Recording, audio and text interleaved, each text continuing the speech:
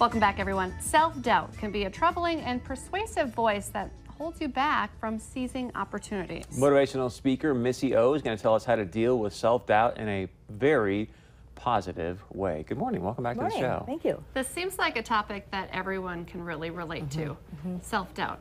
Do you think we all struggle with that?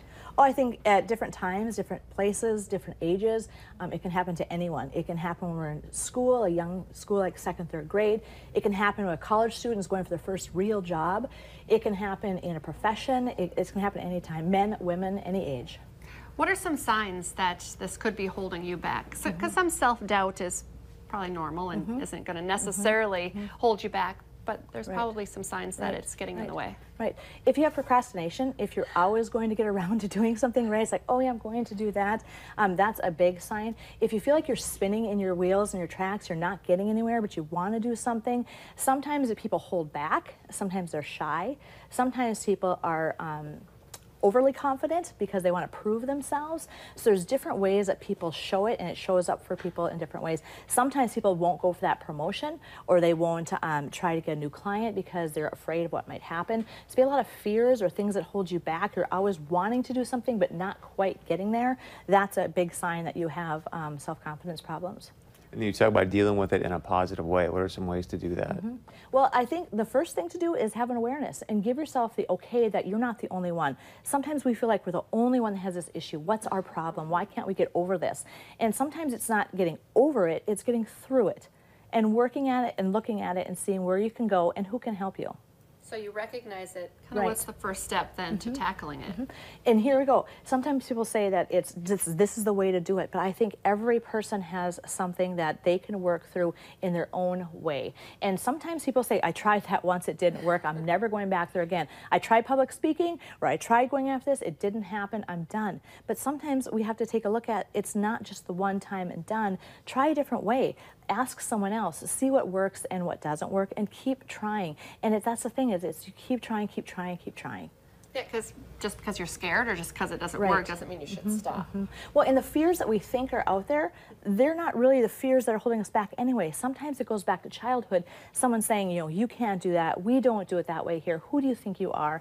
And other times, it's other things that hold us back because we are afraid that we're not prepared. That's a huge one, not being prepared. So there's different areas that you need to look at. And you mentioned right away, too, that this can be in children, too, because I'm just in myself very thinking, oh, I have self-doubt, but our children do too. Do you approach it differently when you're talking to children? Well, it's very interesting. When I go into kindergarten classrooms, I ask kids, who do you want to be and what do you want to do? I can't answer their hands fast enough. Who loves to draw? Who loves to do this or that? Their hands are all over the place, excited about sharing.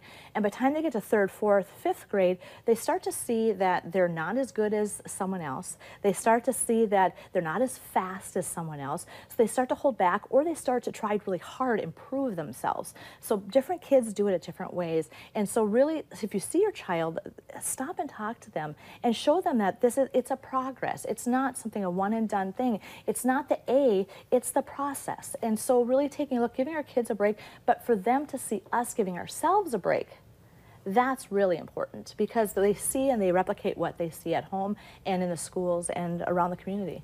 So any books you would suggest to give to kids? Because I mean, I can have the conversation, but sometimes I've written a book, the children's book, The You Cans and Their Big Adventure, and one of the things within that that's so important is they go on a journey, and on the journey they find that they all have different skills and different gifts, and that's so important for us, our kids, and ourselves to realize that we don't have to be perfect at everything, and if we don't know how to do something, someone else can help us along the way with that. So that I have found has worked really well with children for their teachers, but the kids themselves and the parents, it's a collaborative thing, and that's the thing, we're on a journey.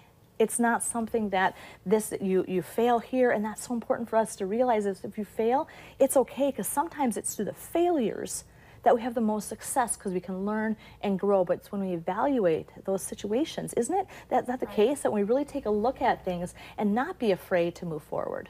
Good stuff. Yeah. Stick around. We come back much more from Missy O about how to overcome self-doubt right after this.